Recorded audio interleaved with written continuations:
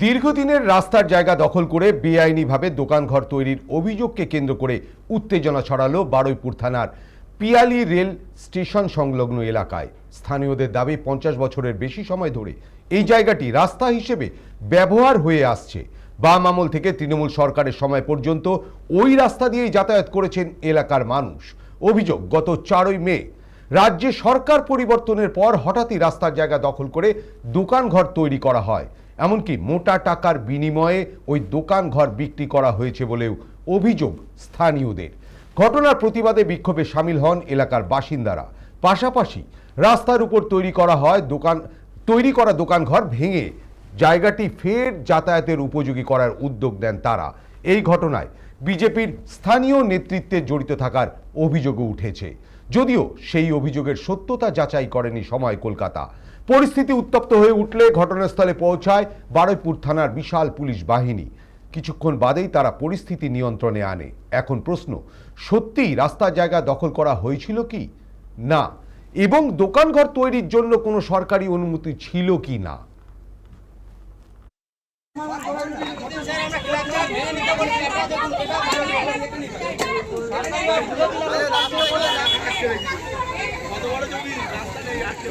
আমরা বহুদিন থেকে দেখে আসছি এটা রাস্তা সিপিএম আমলে ছিল এটা রাস্তা, তারপরে টিএমসির আমলে এটা আমরা দেখেছি রাস্তা, তারপরে 4 তারিখের পরে হঠাৎ করে দেখছি এখানে দোকানঘর বাঁধা হচ্ছে। কিছুদিন পরে আমরা আবার থানায় কোর্ট কাছারি করে আবার এটা বন্ধ করা স্টে অর্ডার নিয়ে আসলাম। তারপরে দেখি আবার স্টে অর্ডার ওরা কেটে দিয়ে সেটাকে আবার এটা চেষ্টা করছে, এটা রাস্তা আবার দোকান কাট করে বাঁধার চেষ্টা করে, দোকানঘর করে এরা পাট বিক্রি করে দিচ্ছে। এদের নামে যে 3 শতক জায়গা ছিল, 3 শতকের উপরে 6 শতক জায়গা দখল করে আছে। তাছাড়া এই রাস্তার জায়গা আবার দখল করে লোকজনের কাছে বিক্রি করে দিচ্ছে। এটা পিডব্লিউর জায়গা, রাস্তা ছিল বহুদিন ধরে, আমরা আমাদের জন্মদশা থেকে দেখছি এটা রাস্তা। সরকার চেঞ্জ হওয়ার পরে 4 তারিখের পর থেকে এরা দেখছি এটা কমপ্লিট করার চেষ্টা করছে। এখানে পার্টির ইন্ধন আছে, কোনো মানে কিছু ছেলেবেলা এখানে ইন্ধন দিচ্ছে, তোরা কর। আমরা গ্রামবাসীবৃন্দ আমাদের কোনো পার্টির লেভেল নাই, আমরা গ্রামবাসীবৃন্দ। আমরা এটা আজকে দেখি ওরা সকালবেলা ভাঙা শুরু করার চেষ্টা করছে, আবার দোকানদার বাঁধার চেষ্টা করছে, তখন আমরা গ্রামবাসী গিট হয়ে এটা ভেঙে একবার রাস্তা করে দেবো বলে ভেবেছি। রাস্তা সহ একটা কল ছিল সাধারণ মানুষের জন্য এবং গ্রাম প্রতিবেশীর জন্য। পিয়ালি তখন কোনো কল ছিল না, সবাই এই কলটা ব্যবহার করতো। সেই কলটা ভেঙে দেওয়া হয়, প্লাস একটা গাছ ছিল সেটা রিসেন্ট 1-1.5 মাস হচ্ছে গাছটা কেটে দিয়েছে। সেই জায়গাটা ওনাদের 3 শতক জায়গা, অলরেডি 3 শতক জায়গায়, সেখানে 7 শতক জায়গা ব্যবহার করছে, ঘরটার করে বিক্রি করে দিয়েছে।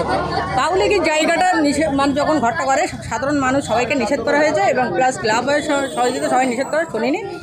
ভোট গণনার পর 4 তারিখে নূতন মুখ এসছে বিজেপির বা কোনো তাদের ইন্ধনের বা কোনো কিছু, এই রাস্তাটা তৈরি হচ্ছে। গোবিন্দবাবু উনি আমাদের মাথা, উনি যেন এটা ভালোভাবে নজরে নেয়। পাবলিক জায়গা যেটা দীর্ঘদিনের রাস্তা, সেটা যেন সাধারণ মানুষ ব্যবহার করতে পারে।